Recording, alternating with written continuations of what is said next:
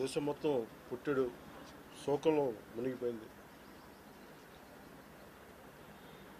నువ్వు హిందువా కాదా అని చెప్పి అడిగి మరీ చంపేసిన విధానం చాలా చాలా దారుణంగా ఉంది. ముఖ్యంగా ఆంధ్రాకి సంబంధించి దాదాపు ఇద్దరు కుటుంబాలతో సహా వెళ్ళిన ఇద్దరిని చనిపోయిన 27 మందిలో కూడా ఇద్దరు ఆంధ్ర ప్రాంతానికి చెందిన వాళ్ళు కూడా ఉన్నారు.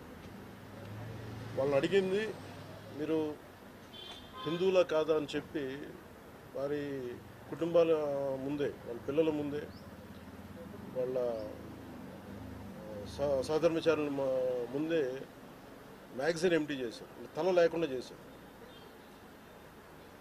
హిందువా ముస్లిమా అనే అర్థం తేల్చుకోవడానికి కల్మా చదవమని. ఇంత ఘాతుకంగా చంపిన తర్వాత దేశం మొత్తం కూడా ఒక డెసిసివ్ యాక్షన్, ఒక బోల్డ్ యాక్షన్ కోసం ఎదురు చూస్తుంది. అది నిన్న రాత్రి జరగటం. ఇలాంటి సమయంలో దాదాపు 9 ప్రాంతాల్లో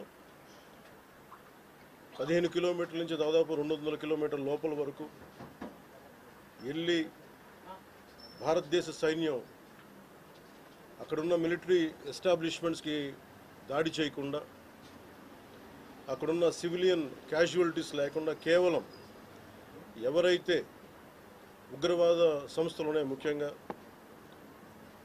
ఈ 3 సంస్థల మీద ప్రత్యేకించి దాడులు జరపడం, వాటిని ధ్వంసం చేయడం నిజంగా ఇది భారతదేశం ప్రతి ఒక్కరూ హర్షించదగ్గ విషయం.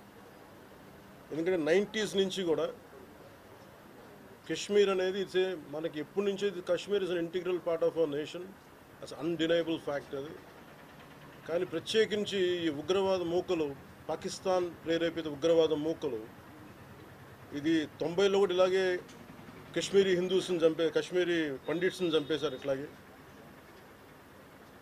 చంపేసి కొంతమంది గతంలో కూడా చంపేస్తే అలాగే వాళ్ళని అంత్యక్రియలు చేయడానికి వాళ్ళని శ్మశానం దగ్గర తీసుకెళ్తే అక్కడ కూడా మిగతా కొంతమంది హిందువులను చంపేశారు. సో హిందువుల మీద దాడి అనేది ఇది అనాదిగా జరుగుతూనే ఉంది. కానీ I think it is a right time to take a decisive and bold action. It's a commendable job done by our army personnel and defense personnel, and we have to appreciate them. We'll stand by them under the leadership of Honorable Prime Minister Modi ji. We will stand by you, sir, and whatever you have taken, whatever decision, bold action, bold decision you take, we're going to stand by you. We are with you.